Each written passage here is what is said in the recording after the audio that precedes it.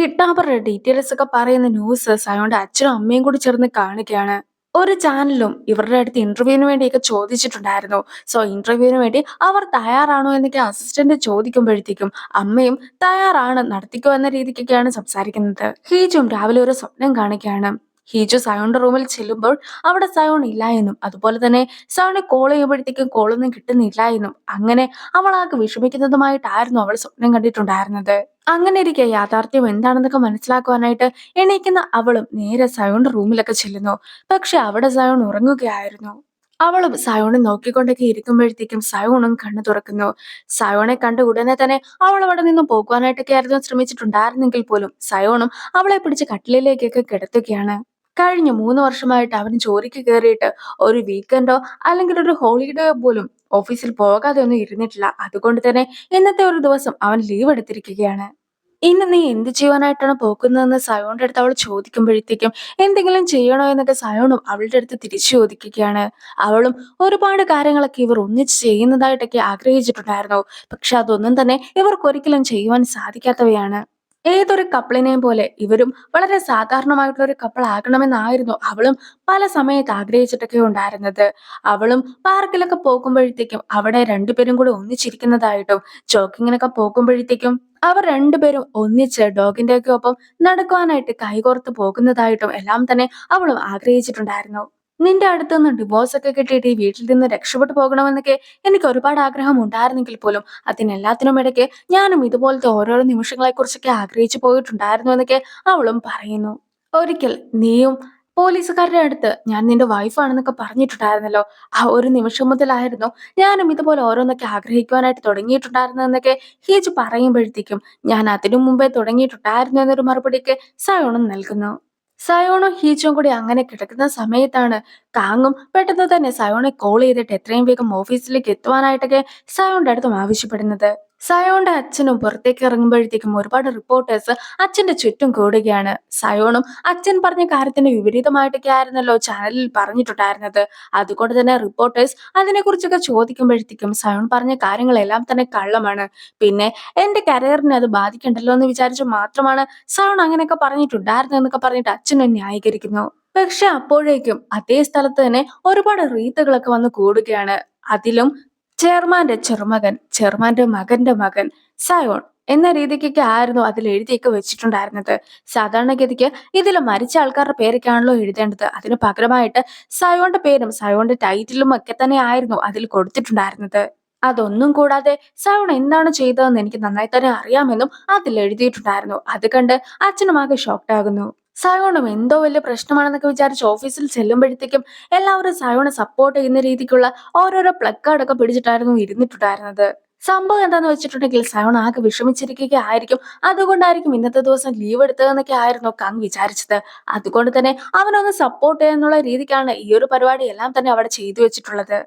സയോണും കിഡ്നാപ്പറുടെ ഫോണൊക്കെ പാർക്കിനെ ഏൽപ്പിച്ചിട്ടുണ്ടായിരുന്നല്ലോ. പാർക്കും reverse hacking വഴി കിഡ്നാപ്പറുള്ള സ്ഥലമൊക്കെ കണ്ടെത്തിയിട്ട് അതെല്ലാം തന്നെ സയോണെയും അറിയിക്കുന്നു. പാർക്കും കൂടി ആ ഒരു സ്ഥലത്തേക്ക് സയോണിന്റെ ഒപ്പം വരാമെന്ന് പറയുന്നുണ്ടെങ്കിലും സയോൺ ഒറ്റയ്ക്ക് പോയിക്കോളാമെന്നൊക്കെ പറഞ്ഞ് പാർക്കിനെ കൂട്ടാതെ പോകുന്നു. സാങ്വു ഓർഫനേജിൽ ചെല്ലുമ്പോഴത്തേക്കും അവിടെ ഉണ്ടായിരുന്ന സിസ്റ്ററുമായിട്ട് സംസാരിക്കുകയാണ്. ഇയോർ നിന്റെ ഗേൾഫ്രണ്ട് ആണോ എന്നൊക്കെ സിസ്റ്റർ ചോദിക്കുമ്പോഴത്തേക്കും അവൾ എന്റെ കൂടെ വർക്ക് ചെയ്യുന്നു എന്ന് മാത്രമേ ഉള്ളൂ എന്നൊക്കെ സാങ്വുവും മറുപടി പറഞ്ഞിട്ടുണ്ടായിരുന്നു. അങ്ങനെ ഇരിക്കെ നിന്റെ ഫസ്റ്റ് ലവ് ആയിട്ടുള്ള ഹീജുനെ കുറിച്ച് ഞാൻ ഇപ്പോഴും ഓർക്കുന്നുണ്ട് എന്ന് സിസ്റ്ററും അവനോട് പറയുകയാണ്. പണ്ട് നിന്റെ ഒപ്പം അവൾ ഇവിടെയൊക്കെ വരാറില്ലായിരുന്നോ? കുട്ടികളെ സൈൻ ലാംഗ്വേജ് അവൾ പഠിപ്പിച്ചു. ഇപ്പോൾ അവൾ എന്തെടുക്കൊക്കെ ആയിരിക്കും എന്നൊക്കെ സിസ്റ്ററും ആലോചിക്കുന്നു. ഇപ്പോൾ ഹീജനെ കാണുവാനായിട്ട് അമ്മ എത്തിയിരിക്കുകയാണ്. ഞാനും കാര്യങ്ങളെ കുറിച്ച് എല്ലാം തന്നെ അറിഞ്ഞു. നിന്നെ സയോണയും കൂടി തെറ്റിക്കുവാനായിട്ട് ശ്രമിക്കുന്നത് മറ്റാരുമല്ല, ഇന്നെ തന്നെയാണ്. ഇപ്പോൾ കാര്യങ്ങളെല്ലാം തന്നെ നല്ല രീതിക്ക് വന്നിരിക്കുകയാണ്. സയോന്റെ അച്ഛനും ലക്ഷ്യം ജയിക്കുവാനായിട്ടുള്ള സാധ്യതകൾ വളരെയധികം കൂടുതലാണ്. അതുകൊണ്ട് തന്നെ പണ്ടും സയോണെ ഇട്ടേച്ച് പോകേണ്ടിയിരുന്നില്ല എന്നൊക്കെ അവൾക്കും തോന്നിയിട്ടുണ്ടാകും. അതാണ് അവളും ഇതുപോലെ നിങ്ങളെ തമ്മിൽ തെറ്റിക്കുവാനായിട്ട് നോക്കുന്നതെന്നൊക്കെ അമ്മ പറയുമ്പോഴത്തേക്കും ഹീജുനും കിഡ്നാപ്പറുടെ അടുത്തുനിന്ന് മെസ്സേജസ് ഒക്കെ വരുന്നു.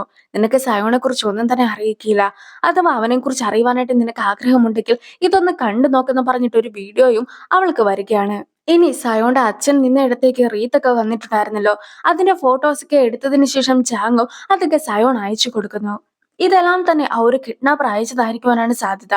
എന്തുകൊണ്ടാണ് അയാൾക്ക് നിന്റെ അടുത്ത് ഇത്രയ്ക്ക് ദേഷ്യമുള്ളതെന്നൊക്കെ ചാങ് ചോദിക്കുമ്പോഴത്തേക്കും എന്താണ് കാര്യമെന്ന് അറിയുവാനായിട്ട് ഞാനും പോയിക്കൊണ്ടിരിക്കുകയാണെന്നൊക്കെ സയോണോ റിപ്ലൈ കൊടുക്കുന്നു. ഹീജുവും കിഡ്നാപ്പർ അയച്ച വീഡിയോ ഒക്കെ കണ്ടു നോക്കുകയാണ്. അത് സാധാ ഒരു ടോക്ക് ഷോ മാത്രമായിരുന്നു. അങ്ങനെ ഇരിക്കുകയാണ് സാങ്വുവിന്റെ മെസ്സേജ് ഒക്കെ ഹീജുവിനും വരുന്നത്. അത് കണ്ട ഉടനെ തന്നെ നമുക്ക് ഇന്നൊന്ന് മീറ്റ് ചെയ്താലോ എന്നൊക്കെ ഹീജുവും അവന്റെ അടുത്തൊക്കെ ചോദിക്കുന്നു. സയോന്റെ അച്ഛൻ ഹീജോന്റെ അച്ഛനെ വന്ന് കണ്ടിട്ട് ഇപ്പോൾ തന്നെ പല പല ആർട്ടിക്കിൾസും അച്ഛനെതിരായിട്ടൊക്കെ ഇറങ്ങുന്നുണ്ടല്ലോ. സോ ഇതിനെല്ലാത്തിനും കാരണം ഹീജുവിന്റെ അച്ഛനാണെന്നൊക്കെ പറഞ്ഞിരിക്കുകയാണ്. അതായത് ഹീജുവിന്റെ അച്ഛനാണല്ലോ സാധാരണഗതിയിൽ ഇവരുടെ കാര്യങ്ങളെല്ലാം തന്നെ മീഡിയ വഴിയൊക്കെ കൈകാര്യം ചെയ്യുന്നത്. മാത്രല്ല ഹീജുവിനെ തനിക്ക് തന്നതുകൊണ്ടാണ് ഇതുപോലത്തെ അവസ്ഥയൊക്കെ തങ്ങൾക്ക് ഉണ്ടായതെന്ന രീതിക്കാണ് അച്ഛനും സംസാരിക്കുന്നത്. നിങ്ങളുടെ വീക്ക്നെസ് എല്ലാം തന്നെ കൈകാര്യം ചെയ്യുന്നത് ചെയർമാൻ അല്ലേ? പക്ഷെ ചെയർമാനും അത് മൊത്തത്തിൽ കൈകാര്യം ചെയ്യുവാനായിട്ട് സാധിച്ചില്ല. അതുകൊണ്ടാണ് ഇപ്പോൾ ഇങ്ങനത്തെ ഒരു പ്രശ്നമൊക്കെ വന്നിട്ടുള്ളത്. അതൊരിക്കലും എന്റെ കുറ്റമല്ല എന്നൊക്കെ പറഞ്ഞ് ഹീജുവിന്റെ അച്ഛൻ പോക്കുവാനായിട്ടൊക്കെ ശ്രമിക്കുമ്പോഴത്തേക്കും നിങ്ങളും നിങ്ങളുടെ മൂത്ത മകളെ ഞങ്ങൾക്ക് നൽകിയില്ലല്ലോ, അതിന്റെ കടമൊക്കെ വീട്ടുവാനായിട്ടുണ്ട്, അതും തീർക്കേണ്ട സമയമൊക്കെ ആയിരിക്കുന്നുവെന്ന് ഹീജുവിന്റെ അച്ഛന്റെ അടുത്ത് സയോന്റെ അച്ഛനും പറയുന്നു. സാങ്ങുവിനെ കണ്ടതിന് ശേഷം നീ കുറച്ച് മിസ്സിംഗ് ആയിട്ടുള്ള അനാഥ കുട്ടികളുടെ കേസൊക്കെയല്ലേ ഇപ്പോൾ അന്വേഷിച്ചുകൊണ്ടിരിക്കുന്നത്, അതിനെക്കുറിച്ചുള്ള കൂടുതൽ ഡീറ്റെയിൽസ് ഒക്കെ എന്റെ അടുത്ത് പറയാമോ എന്നൊക്കെ ഹീജു അവനോട് ചോദിക്കുന്നു. പാർക്ക് കൊടുത്ത അഡ്രസ് ഒക്കെ വെച്ചിട്ട് നേരത്തെ ആ ഒരു ബംഗ്ലാവിലേക്കൊക്കെ സയോണും എത്തിക്കുകയാണ്. അവിടെ ഉണ്ടായിരുന്ന ഒരു ഡോറൊക്കെ തുറക്കുവാനായിട്ട് അവൻ ശ്രമിക്കുമ്പോഴത്തേക്കും മുകളിൽ നിന്നും ഒരു ശബ്ദമൊക്കെ അവനും കേൾക്കുന്നു. അങ്ങനെ ശബ്ദം വന്ന ഇടത്തേക്കൊക്കെ അവൻ ചെന്ന് നോക്കുമ്പോഴത്തേക്കും അവിടെ നടത്തിയിട്ടുണ്ടായിരുന്നത് ഒരു TV ഷോ ഒക്കെ ആയിരുന്നു. അതായത് നേരത്തെ കിഡ്നാപ്പർ ഹിജുവിനൊരു വീഡിയോ ഒക്കെ അയച്ചു കൊടുത്തിട്ടുണ്ടായിരുന്നല്ലോ, സെയിം വീഡിയോ ആണ് ഇതും. നീയാണ് കില്ലർ എന്നുള്ള കാര്യം എനിക്കറിയാം, സയോൺ എന്നൊക്കെ ആയിരുന്നു ആ വീഡിയോയ്ക്ക് ശേഷം എഴുതി വന്നിട്ടുണ്ടായിരുന്നത്. പക്ഷെ അത് കാണുമ്പോഴത്തേക്കും അവന് ഒരു ഐഡിയയും കിട്ടുന്നില്ല. പക്ഷെ പിന്നീട് ഇതേ വീഡിയോ തന്നെ ഒന്നും കൂടി ആവർത്തിച്ച് വരുമ്പോഴത്തേക്കുമാണ് അവനും വീഡിയോയുടെ താഴെ എഴുതി കാണിച്ചിരുന്ന ചെറിയ എഴുത്തൊക്കെ ശ്രദ്ധിക്കുന്നത്. ആ എഴുത്തില് അനാഥ കുട്ടികൾ മിസ്സിംഗ് ആയതിനെ കുറിച്ചായിരുന്നു ഉണ്ടായിരുന്നതും. അപ്പോഴാണ് ഒരു കാറിന്റെ ശബ്ദമൊക്കെ സയോണും കേൾക്കുന്നത്. സാങ്വുവും ഹീജുവും കൂടി ചേർന്നിട്ടാണ് സെയിം ബംഗ്ലാവിലേക്ക് ഇപ്പോൾ എത്തിയിട്ടുള്ളത്. കഴിഞ്ഞ തവണ ഞാൻ ഈ ബംഗ്ലാവിലൊക്കെ വന്ന് നോക്കിയതാണ്. ഇവിടെ ആരും തന്നെ താമസിക്കുന്നില്ല.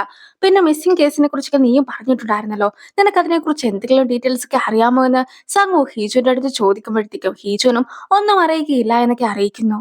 അന്നത്തെ ദിവസം വളരെയധികം രാത്രിയായിട്ടുണ്ടായിരുന്നത് കൊണ്ട് തന്നെ നമുക്ക് നാളെ രാവിലെ ഒന്നും കൂടി ഇവിടേക്ക് വരാമെന്നൊക്കെ പറഞ്ഞിട്ട് അകത്തേക്ക് കയറാതെ അവർ രണ്ടുപേരും കൂടി അവിടെ നിന്ന് പോകുന്നു. പക്ഷേ വണ്ടിയുടെ ശബ്ദമൊക്കെ കേട്ട് എത്തിയിട്ടുണ്ടായിരുന്ന സയോണും ഇവർ രണ്ടുപേരും വണ്ടിയിൽ ഇരിക്കുന്നതും അവർ തിരിച്ചു പോകുന്നതും കാണിക്കുകയാണ്. അവരങ്ങനെ തിരിച്ചു പോകുമ്പോഴത്തേക്കും ഹിജുവിനെ സൗൺ കോൾ ചെയ്യുന്നു. ഹീജു ഫോൺ എടുക്കാതെ ആക്കുമ്പോഴത്തേക്കും നീ ആ കോളൊക്കെ എടുക്കുക എന്നൊക്കെ സംഘവും ഹീജുവിനോട് പറയുന്നു. പക്ഷെ എനിക്ക് കോൾ എടുത്ത് സംസാരിക്കുവാനായിട്ട് സാധിക്കുകയില്ല എന്ന രീതിക്കൊക്കെ ഹീജു കാണിക്കുന്നുണ്ടെങ്കിൽ പോലും എനിക്കല്ലാതെ മറ്റാർക്കോ നിനക്ക് സംസാരിക്കുവാനായിട്ട് കഴിയുമെന്ന സത്യമൊക്കെ അറിയാം. അയാളല്ലേ നിന്നെ ഈ കോളൊക്കെ ചെയ്യുന്നതെന്ന് സംഘവും അവളോട് തിരിച്ചു ചോദിക്കുകയാണ്. പക്ഷെ അപ്പോഴാണ് ഒരുപാട് ഹോൺ അടിക്കുന്ന ശബ്ദമൊക്കെ അവരും കേൾക്കുന്നത്. അതായത് ഇവരുടെ വണ്ടിയുടെ തൊട്ട് പിന്നാലെ സയോന്റെ വണ്ടി ഇവരെ ഫോളോ ചെയ്യുന്നുണ്ട്.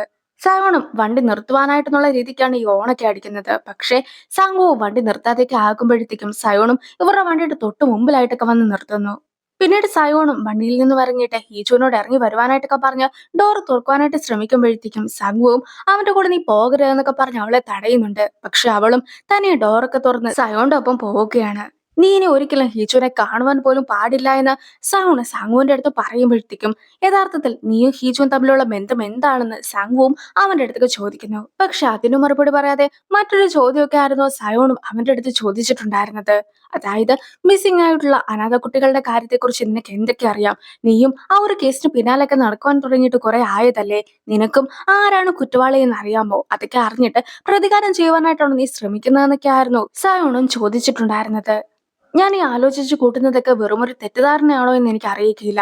എന്തായാലും ഈ ഒരു കേസിനെ കുറിച്ച് അന്വേഷിക്കുന്നതൊക്കെ നീ നിർത്തണമെന്ന് കൂടി സോൺ പറയുമ്പോഴത്തേക്കും ഈ കേസുമായിട്ട് നിനക്ക് എന്തെങ്കിലും ബന്ധമുണ്ടോ, അതുകൊണ്ടാണോ നീ ഇങ്ങനെ പ്രശ്നം ഉണ്ടാക്കുന്നതെന്നൊക്കെ സംഘവും ചോദിക്കുന്നു. ഈ ഒരു കേസല്ല, മറിച്ച് നീയാണ് എന്റെ പ്രശ്നം. നീ എപ്പോഴെന്റെ ലൈഫിലേക്ക് കടന്നു വന്നോ അപ്പോൾ മുതലാണ് എനിക്ക് ഭീഷണിയും കിഡ്നാപ്പിങ്ങും അതുപോലെ തന്നെ സ്ഫോടനവും എല്ലാം തന്നെ നടന്നിട്ടുണ്ടായിരുന്നത്. ഇതെല്ലാം തന്നെ യാദൃശികമായിട്ട് നടന്ന കാര്യങ്ങളാണെന്ന് വിശ്വസിക്കുവാനായിട്ട് എനിക്ക് സാധിക്കുന്നില്ല എന്നൊക്കെ പറഞ്ഞ് അവനും ഹിജുനെ കൂട്ടിക്കൊണ്ട് പോകുന്നു. ആ ഒരു സീനോട് കൂടി ഈ ഒരു വീഡിയോ അവസാനിക്കുന്നു. അടുത്തൊരു വീഡിയോ ആയിട്ട് ഇത്രയും വേഗം കാണാം. ബൈ.